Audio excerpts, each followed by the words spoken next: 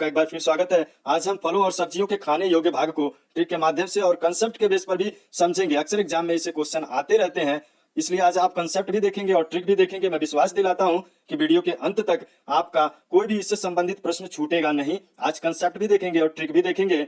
इससे पहले फलों के भागों को जान लेते हैं। फलों में कौन कौन से भाग होते हैं, जिससे आपको आसान रहेगा याद करने में और समझने में आसान रहेगा। एक बार समझ गए तो हमेशा के लिए आप आंसर दे सकते हैं। बाह्य भित्ति, मध्य भित्ति और अंतःफल भित्ति, और एक बीज होता है। तो अंतःफल भित्ति बीज के पास में होता है, मध्य फल भित्ति होती है, बाह्य फल भित्ति और बीज के मध्य में जो भित्ति होती है उसे अंतःफल भित्ति कहते हैं। और बाह्य फल भित्ति क्या होता है, आप देखते हैं जो उसका स्किन होता है, फल का जो छिलका होता है उसे हम बाह्य फल भित्ति कहते हैं।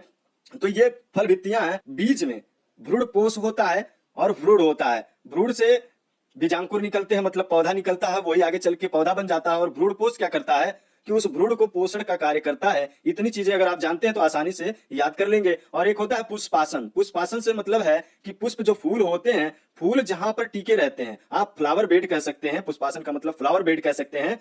और पुष्प वृंत क्या होता है, पुष्पासन के जस्ट नीचे का जो पार्ट होता है उसे हम पुष्प वृंत कहते हैं, जिसमें पुष्प, फल और पत्ते सभी संयुक्त रूप से रहते हैं। इतना अगर समझते हैं तो आसानी से आप सभी फलों के खाने योग्य भाग को समझ पाएंगे। चलिए वीडियो को स्टार्ट करते हैं। देखते हैं आम है, इसका खाने योग्य भाग जो होता है मध्य फल भित्ति होता है। तो मध्य फल भित्ति और बाह्य फल भित्ति छिलका हो गया। अंतः फल भित्ति जो होता है उसको खाते नहीं है, बीज के पास होता है। और बीज का जो पार्ट होता है जिसे मध्य फल भित्ति, इसी को खाते हैं। तो आम का खाने योग्य भाग मध्य फल भित्ति हो जाएगा। अमरूद, अमरूद में बाह्य फल भित्ति भी खा लेते हैं, अंतः भी और मध्य भी खा लेते हैं, और बीज अंडाशय भी खा लेते हैं। मतलब बीज अंडाशय जो बीज होता है वो भी खा लेते हैं, पूरा खा लेते हैं। मतलब फल भित्ति तीनों खा लिए और बीज अंडाशन भी खा लिए। तो अमरूद का खाने योग्य भाग हो गया फल भित्ति और बीज अंडाशन हो गया। अंगूर का भी बीज खा लेते हैं। वैसे अंगूर में देखने पे बीज नहीं होता, लेकिन अंगूर में बीज होता है, बाद में चल के गल जाता है पकने पर। या काला वाला अंगूर खाएंगे तो उसमें बीज होता है। तो बीज भी खाते हैं, बीज अंडाशन। और फल भित्ति मीन्स उसका कोई भी छिलका नहीं निकालते हैं। तो फल भित्ति और बीज अंडाशन। अगला है टमाटर। टमाटर की भी फल भित्ति खाई जाती है। अब टमाटर का छिलका कोई छिलके नहीं खाता, तो उसका फल भित्ति मतलब तीनों भित्तियां, अंतः फल भित्ति, मध्य फल भित्ति और बाह्य फल भित्ति, तीनों खा लेते हैं। और क्या खाते हैं, बीजांडासन। बीजांडासन क्या होता है कि बीज जिसपे चिपके रहते हैं, अंदर आप टमाटर के देखते हैं तो उस पे टमाटर का बीज जिसपे चिपका रहता है उसे बीजांडासन कहते हैं।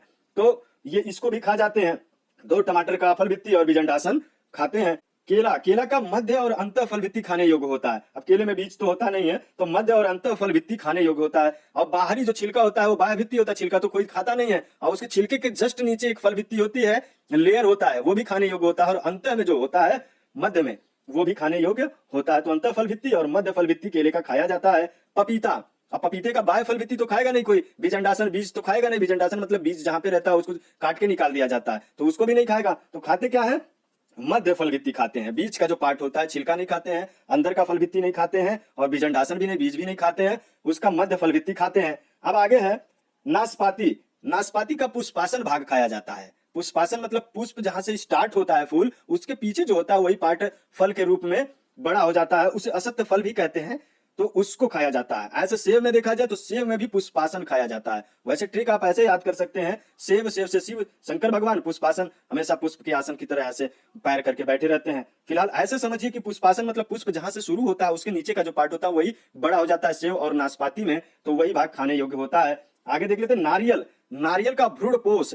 अब मैंने बताया है भ्रूण पोष वो होता है जो भ्रूण को पोषण का कार्य करता है, ताकि भ्रूण लंबे समय तक बचा रहे और जब भी उस बीज को हम खेतों में डालें तो वो बीज अंकुरित हो जाए। तो भ्रूण पोष भ्रूण के साइड में चारों तरफ होता है, तो वही पार्ट खाने योग्य होता है। अब बाहरी फल भित्ति तो खाएंगे नहीं उसका। गेहूं का भ्रूण पोष और भ्रूण खाने योग्य होता है।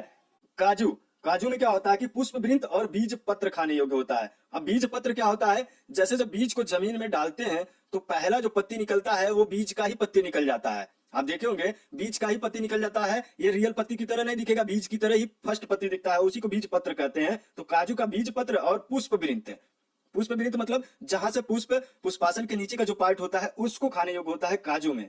लीची का एरिल पार्ट खाने योग्य होता है।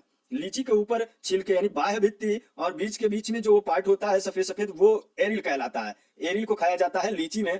अब एरिल का मेन काम क्या होता है कि पक्षियों को, जानवरों को आकर्षित करता है, जिससे कि जानवर उस बीज को लेकर के कहीं चले जाते हैं, जिससे उनका ट्रांसफर हो जाता है, स्थानांतरण हो जाता है, जिससे उसके विकास में सहायक होता है। वो पौधा कई जगहों पर विकसित हो जाता है।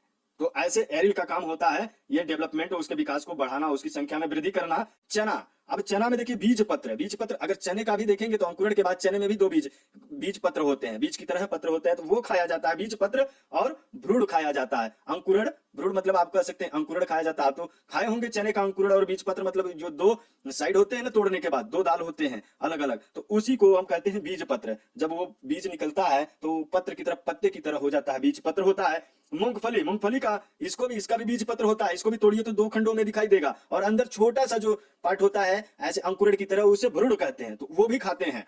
तो मूंगफली में बीज पत्र और भ्रूण दोनों खाते हैं। सहतूत, सहतूत जो होता है उसमें रसीला जो परिदल पुंज होता है, परिदल मतलब आप कह सकते हैं जो पुष्प के नीचे का जो पार्ट होता है, जहां से पुष्प स्टार्ट होता है, वो थोड़ा मोटा मोटा पार्ट होता है, तो पुष्प दल उसे कहते हैं। पुष्प दल पुंज मतलब फूल का ही पंखुड़ियों जैसा होता है, उसको हम खाते हैं सहतूत से। रसीला जो होता है, कटहल, कटहल में परिदल पुंज और बीज दोनों को खाया जाता है। तो बीज तो समझ रहे हैं, बीज को खाते हैं लोग, सब्जी बना करके या कुछ भी करके खाते हैं। और परिदल पुंज, उसमें भी जो बीज के साइड में बाहरी आवरण होता है, उसे परिदल पुंज जो होता है उसको भी खा जाते हैं लोग।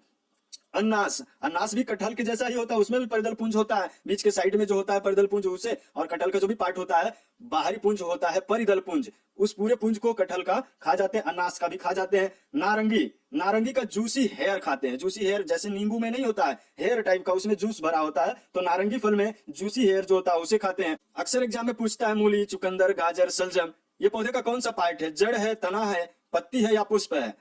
तो ये जड़ है। जड़ और तना में डिफरेंस ये होता है कि जड़ जो होता है सूर्य की किरणों की विपरीत दिशा में डेवलपमेंट करता है और पोषक तत्वों को पौधों में ले जाता है। और मूली देखिए डेवलपमेंट होता तो उसका मूली हो, चुकंदर हो, गाजर हो या सलजम हो, जमीन के नीचे सूर्य की किरणों के विपरीत दिशा में वो डेवलप करता है। तो मूली, चुकंदर, गाजर, सलजम ये जड़ हो गया। आलू, प्याज, हल्दी, अदरक और लहसुन ये क्या है? तना पार्ट है, पौधे का तना पार्ट है। अब इसको भी कहते हैं लोग जड़ है।